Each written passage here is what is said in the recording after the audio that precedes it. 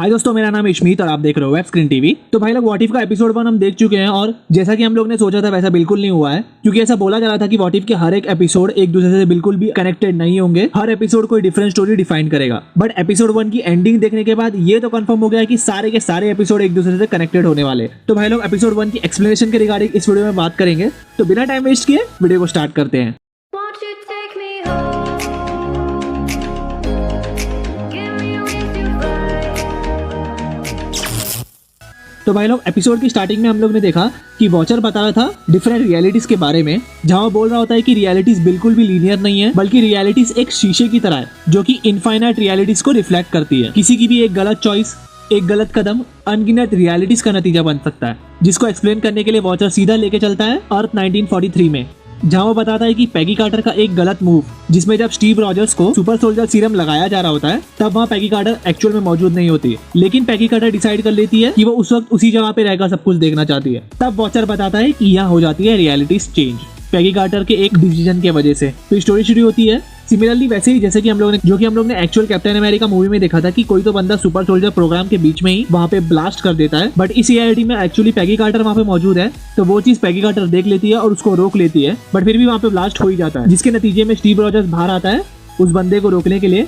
But वो बंदा Steve Rogers पे ही गोली चला देता है। तो स्टीव रॉजर्स पे गोली लगने की वजह से अब कोई अल्टरनेटिव नहीं बचा है उस सुपर सोल्जर सीरम वाली मशीन में जाने के लिए, क्योंकि वहाँ पे भगदड़ मचने की वजह से सारे लोग भाग चुके होते हैं। तब पैगी कार्टर डिसाइड करती है उस मशीन में जाने के लिए, और उस मशीन में जाने के बाद वो बन जाती है कैप्टन कार्टर। पैगी कार्टर के सुपर सोल्जर बनने के बाद कर्नल फिन जो है वो बिल्कुल भी खुश नहीं होता है, क्योंकि ये टाइम जो होता है वो 1940s का होता है और उस वक्त मेल डोमिनेंस ज्यादा चलता था। इसी वजह से कर्नल फिन ये सोच रहा होता है कि वो सुपर सोल्जर सीरम एक औरत के अंदर गया है तो अब वो वेस्ट हो चुका है, क्योंकि वो ये मानता है कि वुमेन्स कभी भी सुपर सोल्जर नहीं बन सकती।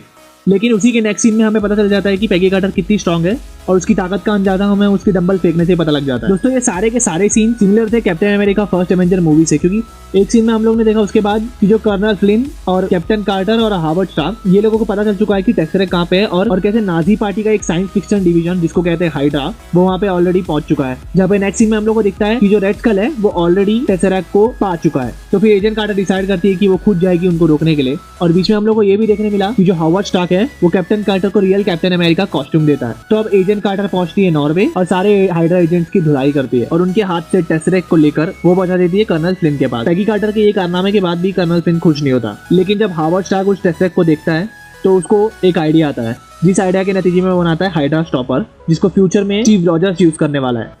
ये हाइड्रा स्टॉपर सिमिलर था आयरन मैन के सूट से ही, बट आयरन मैन का सूट 70 साल बाद बनने वाला है और ये वाला सूट 1940s में ही तैयार हो गया। फिर हम देखते हैं कि पैगी कार्टर बकी को भी जेल से छुड़ा के ले आई है और पैगी कार्टर और हाइड्रा स्टॉपर की एक जोड़ी बन जाती है, जिसमें वो लोग साथ में मिलकर सारी नाजी पार्टी को खत्म कर देते हैं और दोनों मिलकर हर एक वॉर में कामयाब साबित होते हैं। ये देखने के बाद कर्नल फिन दूसरों के आगे तो खुश हो जाता है, बट पर्सनली वो कैप्टन कार्टर को कैप्टन अमेरिका के सूट में बिल्कुल भी एक्सेप्ट नहीं करता। और फिर इस जगह पे हम लोग को दिखता है कि रेड स्कल जो वो ऑलरेडी अपनी आर्मी क्रिएट कर चुका है, जो कि हेल हाइड्रा बोल रहे थे, सिमिलरली रियल मूवी की तरह। और इस जगह पे हम लोग देखते हैं कि पैगी कार्टर और स्टीव रॉजर्स के बीच प्यार पनपने लग गया है, जहां दोनों एक दूसरे को अपना रोल मॉडल या हीरो मानते हैं। फिर आता है वो एपिक सीन जो कि हम लोग ने already captain America first Avenger movie में देखा था, जिसके बाद 70 साल के लिए कैप्टन अमेरिका बर्फ के अंदर धंस चुका होता है। बट इस सीन में पैगी कार्टर और हाइड्रा स्टॉपर को लेकर स्टीव रॉजर्स दोनों के दोनों पहुंचते उस ट्रेन के उधर, और सेम वैसे ही जब स्टीव रॉजर्स ट्रेन के अंदर घुसता है तो उसे दिखते हैं बहुत सारे बॉम्ब जो कि फटने वाले होते हैं, और पैगी कार्टर को आगाह करता है, जिसके बाद वो ट्रेन फट जाती है और जिसकी वजह से स्टीव रॉजर्स जो है वो उस ट्रेन के साथ साथ बर्फ के नीचे दब जाता है। उसके गुस्से में पैगी कार्टर डिसाइड करती है कि नो मैटर व्हाट, कुछ भी हो जाए उनको अभी हाइड्रा का बेस तबाह करना ही है कैसे भी।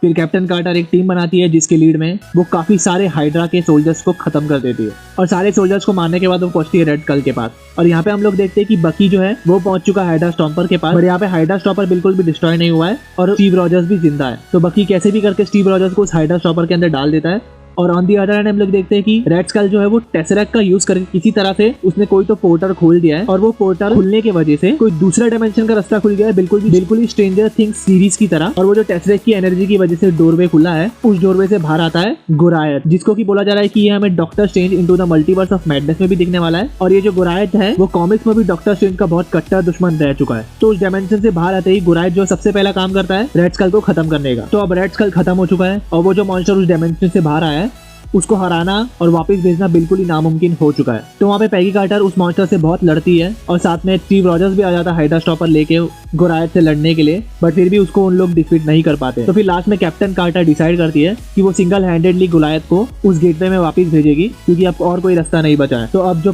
पैगी कार्टर है वो कर देती है अपने आप को सेक्रीफाइस, और लास्ट में वो एक ही लाइन बोल के जाती है स्टीव रॉजर्स को कि हमें अपना सैटरडे नाइट का डांस अटेंड करना है, और उसके बाद वो पोर्टल जो है वो बंद हो जाता है। तो अब जब पैगी कार्टर उस पोर्टल से बाहर निकलती है जहाँ उस मॉन्स्टर के सारे टेंटिकल्स कट चुके हैं, बाहर आते ही वो देखती है निक फ्यूरी को, जहाँ निक फ्यूरी उसको बताता है कि ऑलरेडी 70 साल बीत चुके हैं, वो जो लास्ट वॉर जो तुमने लड़ा था और ये वाला जो टाइम है वो अलग है। बट फिर भी पैगी कार्टर खुश होती है कि एटलीस्ट वो लोग वो वॉर जीत चुके थे। और एंड में हम लोग सुनते हैं वॉचर का वो एपिक डायलॉग जहाँ वो बता रहा होता है कि I do not, can not, will not interfere in any of the reality। तो भाई लोग इसी के साथ मैं नेक्स्ट एपिसोड का भी प्रेडिक्शन कर सकता हूँ, क्योंकि हम लोग ने ऑलरेडी ट्रेलर्स में देखा था कि पैगी कार्टर जो है वो डार्क इविल डॉक्टर स्ट्रेंज से मिल चुकी है ऑलरेडी। तो शायद नेक्स्ट एपिसोड में हम लोग को डॉक्टर स्ट्रेंज भी दिखने वाला है, और शायद हम लोग को ये वाला भी सीन देखने मिलेगा जहाँ डॉक्टर स्ट्रेंज और इविल डॉक्टर स्ट्रेंज दोनों के दोनों 1-on-1 एक दूसरे से लड़ाई कर रहे थे। तो भाई लोग उसके रिगार्डिंग इन्फॉर्मेशन भी मैं नेक्स्ट वीडियोस में लेके आता रहूंगा। इस एपिसोड में हमें बहुत कुछ देखने मिला कि कैसे एक अलग डिसीजन की वजह से पैगी कार्टर बन जाती है कैप्टन कार्टर, और साथ ही साथ बहुत ही इंपॉर्टेंट चीज जो कि हम लोग ने एपिसोड में देखी कि टेसरेक के यूज से ही